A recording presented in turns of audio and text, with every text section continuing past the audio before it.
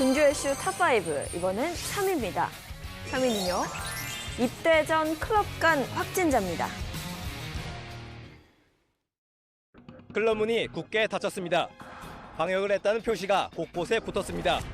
지난 18일 이곳을 찾은 10대 남성이 코로나19 확진자로 파악됐기 때문입니다. 10대 확진자는 이 클럽에서 2시간 가까이 머물렀는데요. 확진자가 다녀간 날 클럽에는 480명이 넘는 사람이 다녀간 것으로 확인됐습니다. 기차역과 술집, 클럽, 횟집을 잇따라 방문해 방역 당국은 바짝 긴장하고 있습니다. 지난 20일부터 발열 등 증상이 나타났고 3일 뒤 군입대 검진 과정에서 확진 판정을 받았습니다. 방역 당국은 확진자의 동선을 공개하고 증상이 있는 시민들에게 곧바로 연락할 것을 당부했습니다. 전파 가능 기간은 18일 이후입니다. 동선이 겹치시는 시민분께서는 발열, 두통 증상을 보이시면 관할 보건소에서 상담 및 검사를 받으셔야 합니다. 시민들은 집단 감염이 또 발생하지 않을까 불안합니다. 이래 터지고 나서 서면 같이 번화가 잘 안 나오는데 이래 더 나았다고 하니까 더 이제 잘 안 나오게 되고 이럴 것 같아요. 추가 확진자가 발생할 경우 클럽에 구상권 청구를 검토하겠다는 방침입니다. 근래 코로나19 확진자 수가 하루에 10명 내외 이 정도다. 그래서 이제 많이 줄었다. 이러고 있는데, 그런데 밀폐된 공간인 확진자가 그 클럽에 갔다. 방역망에 비상이 걸렸다. 이런 얘기예요, 지금. 네. 네, 이건 우선 개인의 좀 공중보건 의식 문제가 커요. 네. 일단은 지금 어제 9명, 그 전날 13명, 두 자리 올라가면 어유 두 자리네 이렇게 요새 놀라거든요. 네. 보통 한 자리가 많이 나오니까. 그런데 이런 일이 벌어지는 겁니다. 대구 거주하는 청년이에요. 그런데 포항 해병대 교육단에 입소를 했어요. 훈련병이죠. 근데 신체 검사를 하지 않습니까? 네. 군에서 확진이 된 거예요. 지금 훈련을 받을 상황이 아니니까 치료 들어가고 역학조사를 했어요.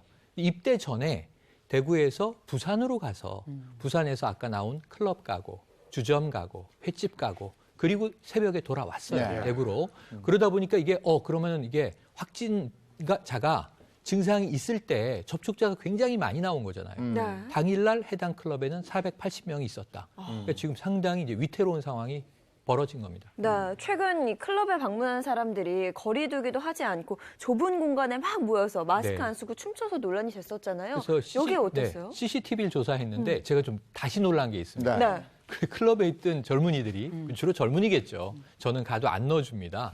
그런데 80%가 마스크를 쓰고 있었던 거예요. 그나마. 그래요? 그래서 클럽 안에서 요즘 젊은이들은 마스크를 쓰고 있구나. 그나마 이런 생각을 또 여기 놀랐습니다. 아니 제가 대단하네요. 20분 걷는데 마스크를 썼더니요 정말 힘들더라고요. 근데 클럽 안에서 대단하네요. 그러니까요.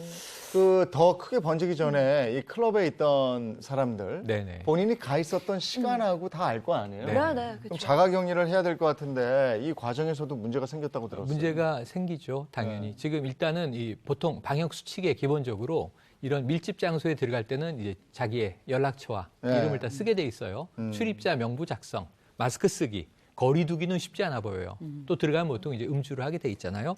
그런데 우선은 이 지인 한 명은 같이 확진이 됐습니다.